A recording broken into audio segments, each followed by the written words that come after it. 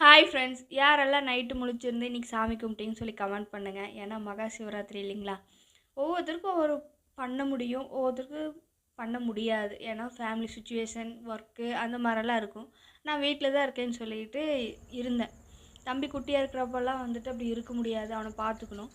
அப்போ கோயிலுக்கும் போக முடியாதுன்ட்டு, ஏன்னா வீட்டில் சொல்லணும், கோயிலுக்கு நைட் டைமில் போகணும், வீட்டில் தான் சொல்லுவாங்க வேண்டான்ட்டு காஞ்சி போன தேங்காயெல்லாம் இருந்துச்சு. அது எல்லாம் நீட்டாக எடுத்து போட்டு மட்டை வாங்கி, ஏன்னா மட்டை எதுக்குங்கன்னா தண்ணி காய வைக்கிறதுக்கு யூஸ் பண்ணிக்கலாம்.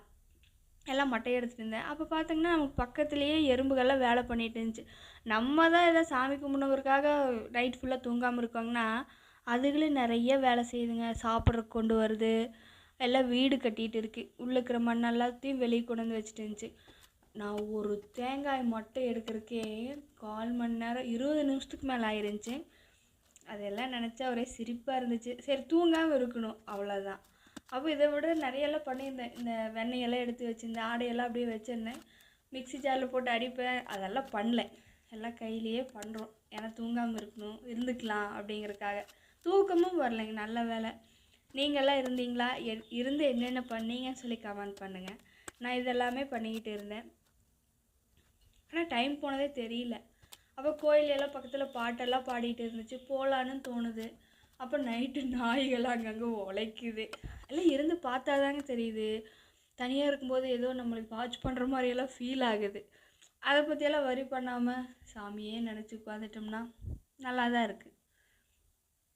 காலையில் எழுந்திரிச்சு நாங்கள் ஆக்சுவலாக புளியம்பட்டில் தானே இருக்கோம். அங்கே வந்துட்டு அண்ணாமலையார் கோயிலுக்கு ஃபஸ்ட்டு போயிட்டு அங்கே போய் சாமி கும்பிட்டு, அங்கே சாமி கும்பிட்டப்போ ஒரு இடத்துல வந்துட்டு சிவன் அந்த லிங்கத்துக்கு வந்து தண்ணி ஊற்றுறதுக்கு ஒரு சான்ஸ் வச்சுருந்தாங்க. அப்புறம் அங்கே போயிட்டு தண்ணி ஊற்றிட்டு சாமி கும்பிட்டு எல்லாம் சுற்றி பார்த்துட்டு கொஞ்சம் நேரம் உட்காந்து ஒவ்வொருத்தரும் ஒவ்வொரு மந்திரம் சொல்லிப்போம். அந்த மாதிரி நானும் ஏதோ ஒன்று சொல்லிக்கிட்டு, அதை நான் சொல்கிற விரும்பல, அதை நான் சொல்லிக்கிட்டு அங்கேருந்து கிளம்பி, இது வந்து சத்திய ரோட்டில் இருக்குங்க. ஒரு கட்டில் போது அந்த பக்கம் வந்தாங்கன்னா முருகர் கோயில் இருக்கும், சுப்பிரமணியர் கோயில்னு சொல்லுவோம். அங்கே வந்திருந்தேன். இந்த லிங்கத்துக்கு பேர் தெரிஞ்சுன்னா சொல்லுங்கள். அது எதுவும் எழுதி இருந்துச்சு, அதை நான் சரியாக கவனிக்காமல் வந்துட்டேன். அப்போ இந்த பக்கம் வந்தாங்கன்னா முருகர் கோயில். எல்லாத்தையும் சாமி கும்பிட்டு வீட்டுக்கு வந்து எல்லாமே சாப்பிட்டாச்சு. வீட்டில் ரெடி பண்ணியிருந்தது எல்லாம். நாங்கள் இதையும் வந்து பல்லையும் கொடுக்குறது சொல்லுவோம். உப்பு இல்லாமல் சாப்பிட்டா என்ன சிவசப்பை அப்படின்னு சொல்லுவாங்க. அந்த மாதிரி சிவசப்பை தான். ஏன்னா சிவனுக்கு படைச்சதுனால சிவசப்பை.